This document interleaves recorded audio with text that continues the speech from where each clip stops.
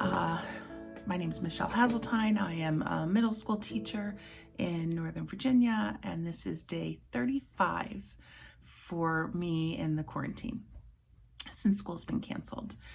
We started presenting new material to our students today, distance learning, and it is exciting and challenging and lonely and frustrating, and there's just so many words to describe it. One of the things I do to keep sane when I'm done with schoolwork, kind of outside of school hours, is I write, and I spend 3 or 4 parts of my days writing with a group. And so this, let's see, is the group. I should probably flip that. It's a group called Teach Right. This is terrible. It's a group called Teach Right, and we have Zoom meetings. So we're from all over the country, frankly, all over the world. And I write in my notebook, trying to kind of keep sane during this time. I'm also working on a book, and so I'm in revisions for that. And it's just one of the ways that I pass the time, and having this group of people to write with has been really helpful, because part of our writing time is sharing our experiences through this pandemic. Different schools canceled at different times, and some people, every school is handling how they're keeping in touch with students and teaching students. Everyone's handling it differently, and it's really helpful to hear experiences and struggles from people all over the country and frankly all over the world. So this is sometimes my favorite part of the day, where I can sit and write and I can share it with people from all over. Hi, I'm Michelle Haseltine. I am a middle school teacher. I teach communications and accelerated literacy in Loudoun County, Virginia at Brambleton Middle School. And we have been out of school since March 12th, so this is my 35th day in quarantine. I live by myself with my dog, so it's been very quiet. One of the things it's teaching without students is not easy. It's really been a challenge because I miss hearing their voices and talking with them and conferencing with them and hearing their excitement and dealing with the struggles and helping to move them along. And so doing stuff through a computer has not been easy. It is a challenge, and this is my 25th year of teaching, and it's like nothing I have ever done before.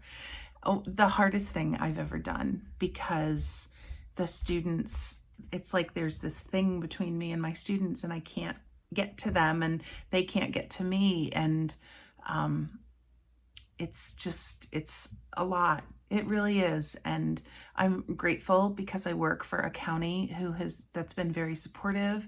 My administrators have been unbelievably supportive and helpful through all of these transitions, and everyone's just trying to remember to be kind to each other, to show grace, because we're all going to mess up, and figuring out how to maneuver through this, like these unknown times, is I don't even know how to describe it. I'm trying my best to keep my spirits up and to stay positive, but also be authentic. One of the things I've done, and I'm excited that I've done this, in my classroom, I would post a daily message from my students, and it was always on the board, and it was there every day. And it has been there every day in my social media, and I've posted it in Google Classroom for them to see and for the parents to see. And I've gotten some feedback that they're really happy because it's a continuation, I guess, of a routine and a ritual that they're used to. And I'm grateful for that. And I'm trying to find as many of those things as I can, because I think we're all holding on to as much normal as we can in this time of nothing being normal and nothing being the same or expected. So I think about what my dad would say, and he'd say it's an adventure. And I think as an adult now, I look back and I think he probably said that during times when he didn't know what was going on. Well, it's an adventure. And I will say this is an adventure. Hi, my name's Michelle Haseltine, and I'm a middle school teacher in Northern Virginia. So today, it was the first day I got a chance to talk with my students in real time. We got to use Google Meet, and we had a class meeting. I was not very smart about how I set it up. I didn't separate my classes, so I had about 50 students in one Google Meet. But it was fantastic. It is April 21st today, and I have not spoken to my students since our last day of school on March 11th, at least not to a group of them. So it was wonderful to see their faces and to interact. We got to see their pets, and we just got to talk about what's going on and how we're all doing. And I think the consensus is we're stressed and we miss each other. But it was invigorating to get a chance to see them and check in and answer questions and make some plans for how we'll handle the work that we're going to do in our class remotely. So that's how my day started. And one of the things that is keeping me sane, I live by myself. I have a dog. But one of the things that's keeping me sane during this time, being alone for over 40 days, is hard. And I'm a writer in addition to a teacher. And so a few evenings a week, I write with people from around the country, even around the world. And I've been doing this for months, even years, through an organization called Teach Write. And so we have our writing workshops at night, and we check in and set goals and write together. And ever since this pandemic started, it's taken on such a new turn because we've become a real support for each other. Today, 2 of our members are from Massachusetts, and so we're supporting them because they found out today their schools are closed for the rest of the year. And even though we all know it's coming, the day you get that call is just, it's a day to mourn. It's sad and it's hard because this is not what any of us want to do. We understand it's the right thing to do. It's safe and it's necessary. But the teachers that I know, the teachers that I work with and that I call friends, we got into this because we like to be with our students and we like to make an impact. And it's just hard to do it with a computer screen separating you. So today's a good day. Today the sun is out. Today I got to talk to my students, and today I'm writing with some of my writing friends. How am I staying connected to my students? I am sending emails, I'm making videos, I'm watching their videos. We're using Flipgrid. That's one of the programs we're using a lot. I'm asking them to answer kind of like an attendance question, which is what I would do, how we would start class, or a question that we would share in a restorative circle. So I'm asking them to answer that on Flipgrid, and all the classes are together. That's kind of nice because they can see each other. But other ways I'm staying connected, sending emails and things like that, is I'm sending cards to my students, writing out just to check in. How are you doing? How's everything going? I hope you're doing okay. like real mail. And what's nice is, and I'm doing one class at a time, because I have over 100 students. What's nice is that I've gotten a few emails back from students who've already received their cards, just saying, thanks, that was really nice.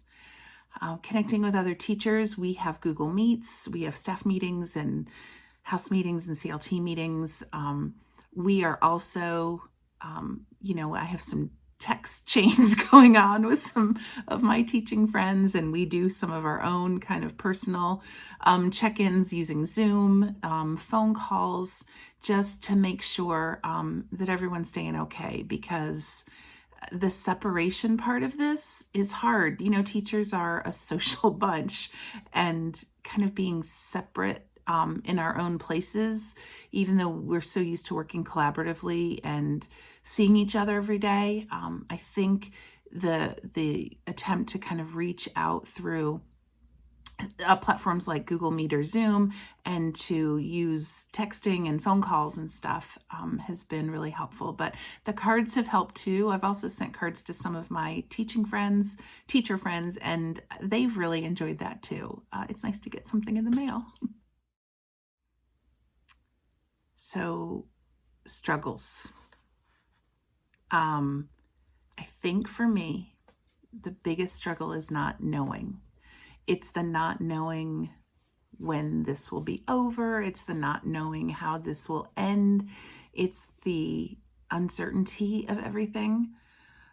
It's also how quickly everything changes. We'll try this and it won't work, so we'll try that. I've been a teacher for 25 years, and I feel like I'm a first-year teacher again. I feel like I have no idea what I'm doing on a daily basis. And it's hard because stress is high across the board. Teachers, students, parents, and we're really all trying to do our very best. And I struggle with not doing the best that I can do. I'm hopefully doing the best for my students. And I struggle with kind of not knowing how this is going to end, and how we can get ourselves back to a place where everybody is healthy and safe, and we can get back into our school buildings. Hope. On the flip side, what gives me hope? Seeing people reach out and support each other, seeing how communities have come together, watching our school and our county continue to pass out free lunches every day and breakfast for community members, and seeing people kind of pitch in. It feels like we're all in this together, even though we're all separate, which is such a dichotomy, but it really, it's something that gives me hope and something I hold on to. Writing gives me hope too. I keep a notebook, and I've already finished one through the pandemic. I've kept notebooks since I was 10 years old, and this is my 85th notebook. So writing keeps me sane, and it gives me hope too. So one routine that I have in my classroom is to have a morning message on the board. And even though we're in middle school, a lot of the students really seem to like it. And so I've tried to keep up that routine, even though we're home during this pandemic. And so I have a whiteboard, and I write a message on it every day. I'm going to tell you, it's getting harder and harder to kind of think of what to say, because we're kind of all so disconnected. But we started Google Meets this week, and so I got to talk with some of my students. And so I think I'm going to do my message for today, and I think I might talk about that. So here goes.